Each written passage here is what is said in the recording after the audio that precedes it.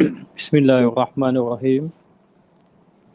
Bismillahirrahmanirrahim. Alhamdulillah rabbil alamin wassalatu wassalamu ala asyrafil anbiya wal mursalin wa ala alihi wa sahbihi ajma'in.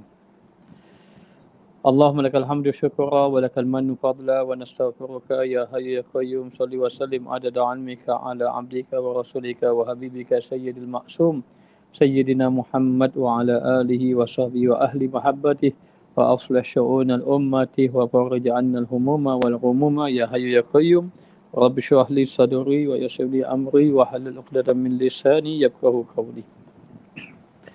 InsyaAllah pada malam ini kita sambung kitab Mukasyafatul Qulub karangan Imam Al-Ghazali. Masih lagi kita membicarakan mengenai sambungan minggu yang lalu mengenai qanaah. Qanaah ini bermakna seseorang itu merasa cukup dengan apa yang Allah Ta'ala bagi. Sama ada benda itu sedikit, begitu juga banyak. Kerana ada orang yang dapat banyak pun rasa tidak cukup. Maka sifat qanaah, sifat yang mulia, yakni merasa cukup dengan apa yang Allah kurniakan kepadanya.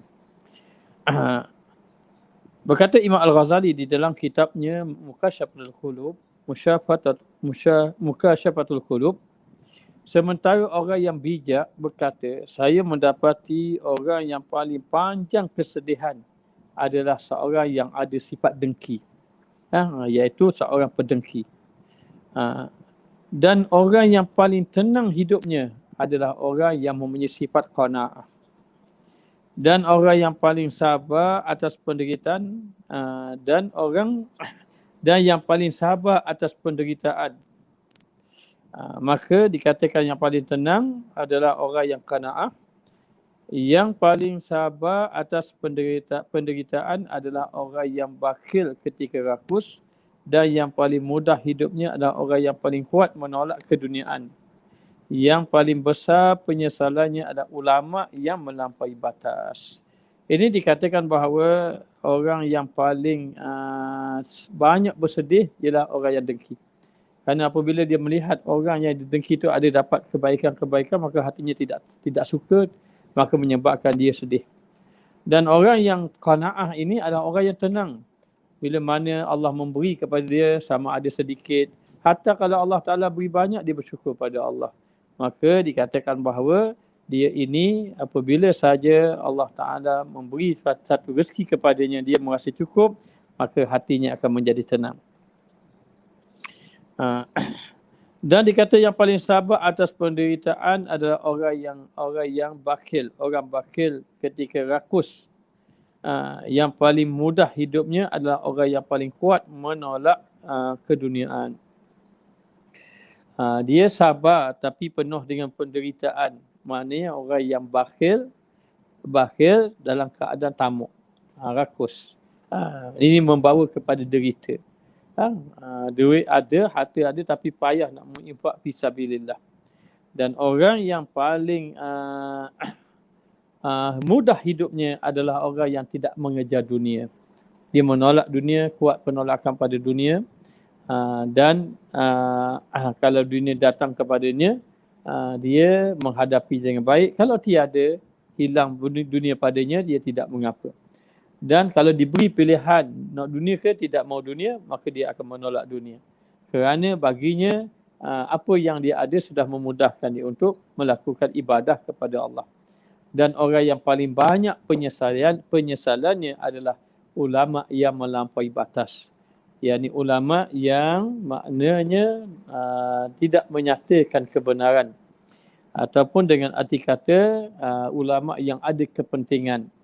Dia bercakap sesuatu adalah untuk kepentingan. Sama ada kepentingan dirinya ataupun kepentingan kepada yang memerintahnya, orang yang di atasnya, ataupun kepentingan tertentu, lalu dia melampaui batas.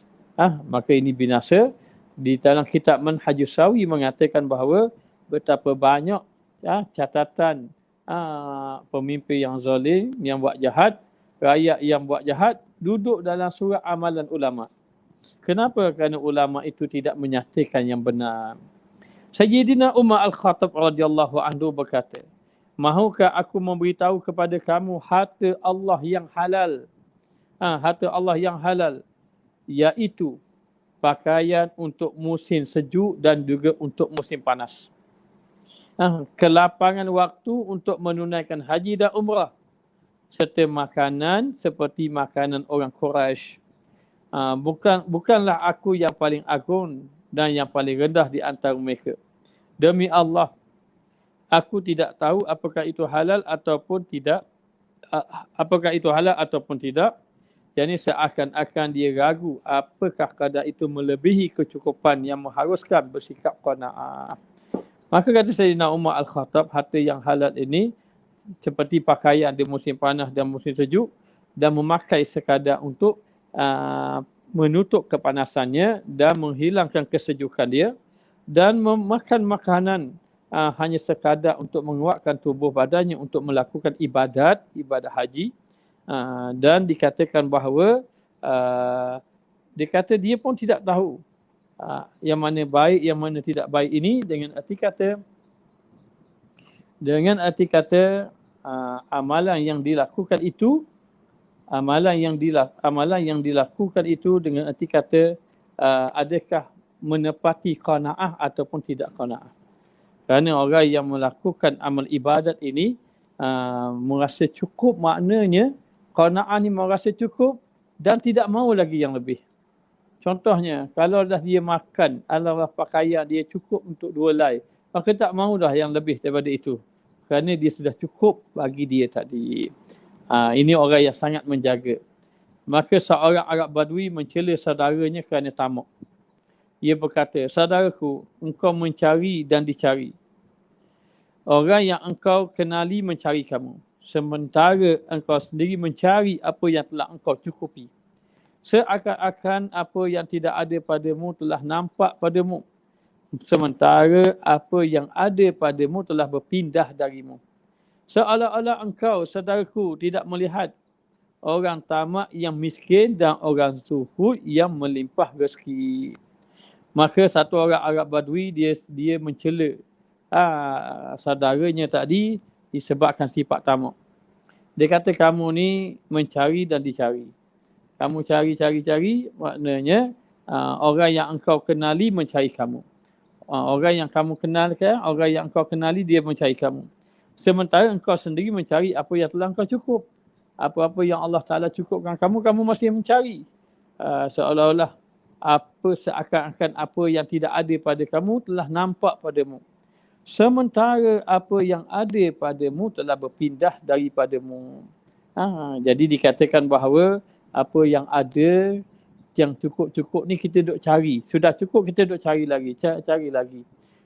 Seolah-olah menunjukkan bahawa tidak cukup. Tidak cukup dengan apa yang masih yang Allah Ta'ala beri. Asy-Sya'bi berkata bahawa telah diceritakan seseorang memburu binatang. Seseorang memburu burung. Lalu burung itu bertanya dengan izin Allah, apakah yang engkau ingin lakukan kepada aku?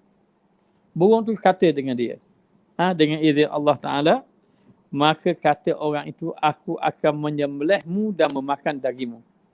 Demi Allah, engkau akan memuaskan orang yang memakan dagingmu. Lalu katanya, demi Allah, aku tidak memuaskan orang yang memakan dan tidak mengenyangkan orang yang lapar. Tetapi aku memberitahu kepada kamu 3 perkara yang lebih baik bagimu daripada memakan aku. Ini Asy-Sya'bi menceritakan. Boleh ke berlaku begitu? Boleh. Kerana kata ulama, sebahagian daripada umat Nabi Muhammad sallallahu alaihi wasallam yang soleh diberi sebagaimana nabi-nabi yang terdahulu. Bahkan ada nabi mengatakan ulama ummati ka anbiya Bani Israel. Ulama aku seperti nabi-nabi Bani Israel. Maka ada pendapat mengatakan bahawa ada orang yang khusus yang terpilih di sisi Allah di kalangan umat Nabi Muhammad sallallahu alaihi wasallam, dia mendapat sebagaimana nabi-nabi yang terdahulu. Contoh, ada Nabi Isa boleh menghidupkan orang mati. Maka Syekh Abdul Qadir Al-Jilani juga boleh menghidupkan orang mati. Tetapi terdiri daripada orang-orang yang dipilih oleh Allah. Dan sesungguhnya Allah berkuasa ingin menjadikan apa sahaja. Maka Asy-Sya'bi menceritakan bahawa ada seorang memburu seekor burung, memburu binatang, lalu dia dapat menangkap seekor burung. Ketika mana dia berjaya mengambil seekor burung tadi, burung tu tanya, apa yang kau nak buat pada aku? Kata orang tu, aku nak sembelih kamu. Dan aku nak makan daging kamu. Kata burung tadi, demi Allah, aku tidak memuaskan orang yang memakan aku. Maka aku pun tak puas dan aku tidak akan mengenyangkan, tak mampu nak mengenyangkan orang yang lapar. Akan tetapi aku nak memberitahu kepada kamu 3 perkara yang lebih baik daripada memakan aku, katanya burung tadi. Yang pertama, aku memberitahunya kepadamu ketika aku berada di tanganmu. Yang pertama, aku akan memberitahunya kepadamu ketika aku berada di tanganmu. Ya, aku akan beritahu ketika mana kau pegang aku lagi. Yang kedua, aku akan menyampaikannya ketika mana aku berada di atas pokok. Dan yang ketiga, aku akan mengkhabarkanmu ketika mana aku berada di atas gunung. Katanya burung tadi. Baik, apa yang pertama? Dia pegang ni sebab burung tadi ada tangan dia. Apa yang pertama? Yang pertama, janganlah engkau bersedih di atas apa yang telah hilang. Apa-apa yang telah hilang, jangan kamu bersedih. Katanya. Lalu pemburu tadi melepaskan dia. Bila lepas tadi, burung tadi naik atas pohon. Naik sampai pohon, lalulah orang tadi bertanya, apakah yang kedua? Yang kedua, jangan engkau percaya terhadap sesuatu yang tidak ada, bahawa itu ada. Jangan engkau percaya terhadap sesuatu yang tidak ada, bahawa itu ada. Kalaulah sesuatu itu, contohnya tidak ada rezeki kita, maka jangan kita anggap, maknanya kalau sesuatu yang tidak ada, tetap tidak ada. Percaya apa yang telah ditetapkan oleh Allah Subhanahu Wa Taala. Dan lalu burung tadi pun terbang sampai ke atas gunung. Kemudian burung itu berkata, wahai orang yang binasa, kalau engkau menyembelihku, nescaya keluar dari perutku itu 2 mutiara yang masing-masing memiliki berat 20 miskal. Terkejut dia. Oh, kau tahu duk sembelih tadi. Lalu pemburu itu pun menggigit bibirnya dan bersedih. Lalu dia bertanya, apakah yang ketiga itu? Engkau telah, kata burung tadi, engkau telah melupakan 2 hal yang pertama. Maka bagaimana aku ingin memberitahumu yang ketiga. Maksudnya, jangan engkau percaya terhadap sesuatu yang tidak ada, bahawa itu ada. Iaitu seperti dalam perut burung tadi ada 2 mutiara. Mungkin kamu menyatakan bahawa dalam perut ni manalah, dalam perut burung mana ada mutiara. Tetapi kadang-kadang sesuatu yang kamu tidak sangka itu tiada, rupanya ada. Maknanya. Lalu dalam keadaan macam itu, kata burung tadi, dah dua perkara tadi kamu telah lupa, bagaimana aku nak memberitahu kepadamu perkara yang ketiga. Bukankah telah aku katakan kepadamu agar jangan bersedih di atas apa yang hilang. Tapi kamu bersedih juga. Maknanya, sedih apa yang hilang. Dan jangan percaya sesuatu yang tidak ada. Aku, dagingku, darahku, buluku sahaja tidak senilai dengan 20 miskal tadi. 20 miskal mutiara. Maka bagaimana dalam perutku ada 2 mutiara yang masing-masing senilai 20 miskal. Kemudian burung itu terbang dan pergi. Inilah keumpamaan ketamakan anak Adam yang berlebihan. Kadang-kadang bila dia tamak, maka ketamakan dia tadi menyebabkan dia merasa tidak cukup dengan apa yang ada. Maka dikatakan bahawa As-Samak berkata, raja, yakni mengharap, adalah tali di hati kamu dan ikatan di kakimu. Oleh kerana itu, keluarkanlah raja itu daripada hatimu. Nascaya terurai ikatan di kakimu tadi. Maka dikatakan bahawa mengharapkan sesuatu adalah tali di hatimu dan ikatan di kakimu. Jadi dikata kalau kita mengharapkan sesuatu, bagaikan dia telah mengikat tali dan hati dan kaki kita. Oleh kerana itu, keluarkan harapan tadi daripada hati kita. hati kita, maka terurailah ikatan di kaki kamu tadi. Dalam sesuatu perkara yang kita nak, kadang-kadang kita ada satu harapan yang tinggi. Antara harapan yang tinggi seperti kita merasakan inginkan sesuatu.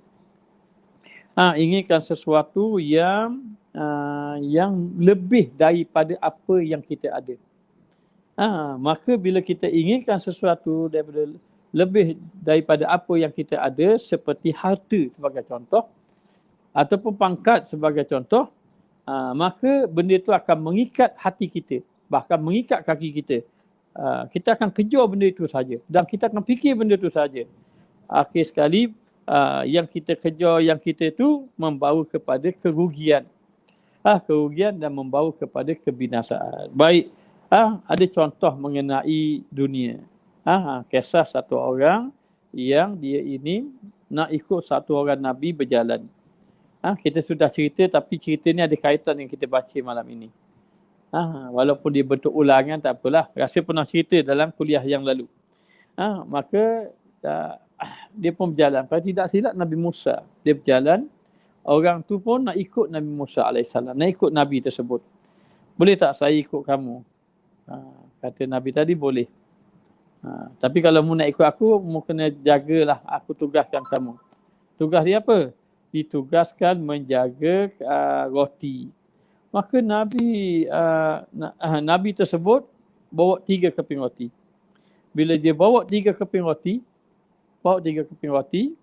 dia pun berjalan, di tengah perjalanan dia makan sekeping roti. Tinggal 2 keping. Sampai masa Nabi tersebut tanya, mana roti tadi? Dia pun tunjuk tengok 2 keping. Maka ditanya, mana sekeping lagi? Kata dia, sekeping lagi tidak ada, memang 2 keping pun. Maka ditanya lagi, mana? 3 keping, dia tetap memang 2 keping saja. Baiklah, kalau macam tu, dia pun makanlah. Sekeping, Nabi tu sekeping, makan roti. Sambung, lepas makan, sambung perjalanan.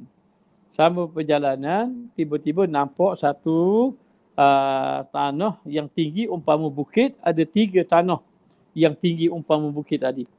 Maka Nabi tersebut berdoa kepada Allah Ta'ala, kalau tidak silap Nabi Musa. Berdoa kepada Allah, maka ketiga-tiga bukit itu menjadi 3 ketul emas, 3 tumpuk emas yang besar. Lalu terkejut dia. Allah, boleh jadi emas maknanya. Terkejut dia. Lalu Nabi tersebut membahagikan, baik 1 bukit emas itu untuk aku, 1 bukit emas lagi untuk kamu. Maka tu Nabi pun tersebut diam saja. Ada 1 bukit lagi. Tadi dia tanya, dah 1 bukit lagi untuk siapa? Kata Nabi tersebut, untuk orang yang makan roti tadi. Lalu bila dengar macam tu, dia pun mengaku, saya yang makan roti sebenarnya. Tadi tak mengaku. Mengaku. Maka Nabi Musa ini pun tahu, orang ini ada sifat tamak. Baiklah kalau macam tu. Oleh kerana mu makan roti, ambillah kamu tadi. 2 tumpuk emas tadi, 2 bukit emas, ambillah kepada kamu. Maka diberi 2 bukit emas tadi kepada Nabi Musa AS. Lalu Nabi Musa tawar lagi pada dia. Maukah kamu kalau bukit emas aku ni aku bagi pada kamu? Tapi dengan syarat, kamu tidak ikut lagi perjalanan aku. Aku nak berjalan, mu jangan ikut. Mu nak ikut aku, kalau nak ikut aku, mu kena tinggalkan bukit emas ni. Tapi kalau mu tambah ikut aku, ambillah bukit emas tadi. Maka dia dah dapat dah 2 bukit emas. Tapi nak ikut dia tak nak ikut kerana nak yang ketiga. Maka diberilah dia yang ketiga. Maka Nabi Musa pun tinggalkan dia. Duduklah dia dekat 3 bukit emas. Tinggal 3 bukit emas. Selepas daripada itu, datang 3 orang perampok. 3 orang perampok datang, terkejut tengok. Tengok ada 3 bukit emas, ada dengan 1 orang yang jaga. Maka 3 perampok bunuh dia tadi. Maka matilah dia, tak dapat 1 pun. Maka perampok tadi bagilah emas. 1 bukit emas untuk aku, 1 bukit emas untukmu, 1 bukit emas untuk kamu, 3 orang. Maka bagi 1 tumpuk emas. Lepas bagi, salah seorang dia kata, dah sekarang ni kita kena pilih 1 orang untuk cari makanan. Maka dilantiklah seorang cari makanan. Gila cari makanan. Tinggal 2 orang dekat bukit emas tadi.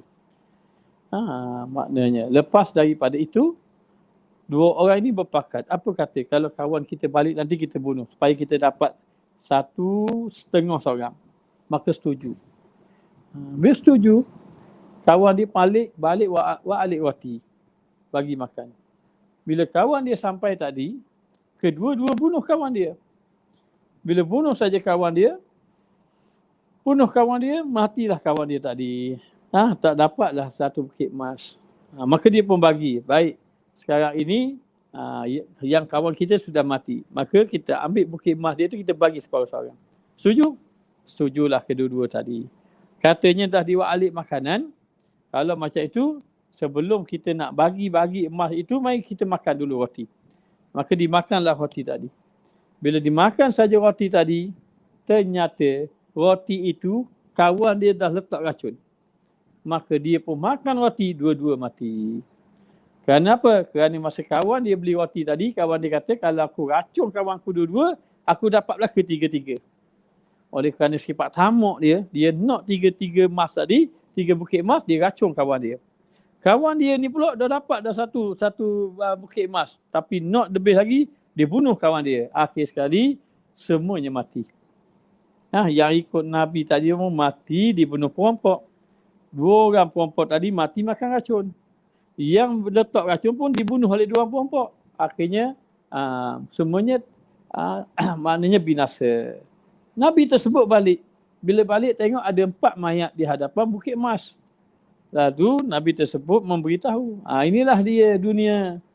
Yang tamak-tamak. Akhirnya tak dapat apa-apa. Dia membawa kepada binasa. Maka Abu Muhammad Al-Yazidi berkata, aku pernah menemui Al-Rashid, yakni Harunur Rashid. Aku melihatnya sedang memandang sehelai kertas terisi tulisan dengan dakwah emas. Khalifah Harunur Rashid ini khalifah. Maka khalifah ini maknanya satu hari dia tengok. Dia tengok satu kertas. Kertas itu tulisan dia daripada dakwah emas. Tulisan daripada dakwah emas. Ketika melihat Abu Muhammad Al-Yazidi tadi. Khalifah Harunur Rashid tengok dia. Ketika melihatku, maka Khalifah Harunur Rashid tadi tersenyum. Lantas aku bertanya, apakah sesuatu yang mengkagumkan ya Amirul Mukminin? Apakah yang mengkagumkan? Wahai Amirul Mukminin, Harunur Rashid, ia menjawab, ya, aku mendapati 2 bait puisi ataupun syair, 2 bait syair di dalam almari Bani Umayyah. Lalu aku tertarik padanya dan menambah 1 bait. Apa dia? Jika pintu tertutup darimu tanpa hajat apapun, tinggalkanlah ia untuk yang lain. Yang terbuka pintunya untukmu, lambung isi perut cukuplah bagimu. Menjauhkan hal-hal buruk cukuplah bagimu. Para pemimpinmu berkorban untuk kehormatanmu, jauhilah maksiat, maka dijauhkan hukuman. Secara kesimpulannya begini. Jika pintu tertutup darimu tanpa hajat apapun, tinggalkan ia untuk orang lain. Kalaulah kita ini sudah rasa cukup untuk kita. Cukup untuk kita. Kita tinggallah bagi orang lain pula. Bagi orang lain. Kalaulah ada orang bagi tanah. Kalau ada orang bagi tanah. Siapa yang tidak ada rumah, tidak ada tanah, maka boleh mohon contohnya. Kita sudah ada rumah, kita sudah ada tanah, kita tak ada hajat pun, kita taklah berhajat sangat. Kalau ada, kalau tak dapat pun tak apa. Maka seandainya dah tertutup darimu tanpa apa hajat pun, dah cukup, kamu sudah tak perlukan lagi, tinggalkan ia untuk orang lain. Jangan ada sifat tamak. Cukuplah dengan apa yang ada pada kamu tadi. Maknanya. Kerana apa? Kerana kamu tidak perlu hajat. Kalaulah kita memang tak berhajat, tapi kita kata ni peluang. Maknanya.